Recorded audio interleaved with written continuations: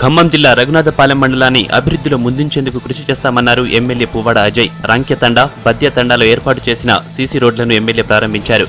ప్రతి పల్లెను అభివృద్ధి చేయడమే ప్రభుత్వ లక్ష్యమన్నారు అజయ్. రానున్న రోజుల్లో ప్రతి ఇంటికి నల్ల కనెక్షన్ ఇచ్చి తాగునీటిని అందిస్తామన్నారు.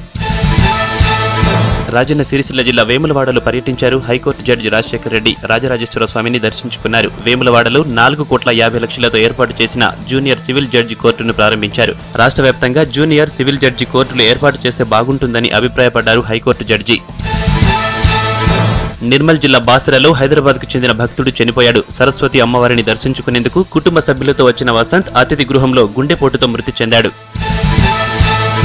కరీంనగర్ జిల్లా హుజరాబాద్ లో ఈతకు వెళ్లి ఓ విద్యార్థి చనిపోయాడు. ఇంటర్ సెకండ్ ఇయర్ చదువుతున్న రాజ్ కుమార్ ఎస్ఆర్ఎస్పీ కెనాల్లో ఈతకు వెళ్లి గల్లంతయ్యాడు. రాజ్ కుమార్ స్వస్థలం వీణవంక మండలం నర్సింగాపూర్. మతపరమైన రిజర్వేషన్లను వ్యతిరేకిస్తూ వరంగల్ అర్బన్ జిల్లాలో బీజేపీ నేతలు సంతకాల సేకరణ చేపట్టారు. ముస్లింలకు 12% రిజర్వేషన్లు కల్పించాలన్న నిర్ణయాన్ని వెనక్కి తీసుకోవాలని డిమాండ్ చేశారు. మతపరంగా కాకుండా వెనుకబడిన వర్గాలకు రిజర్వేషన్లు కల్పించాలని కోరారు.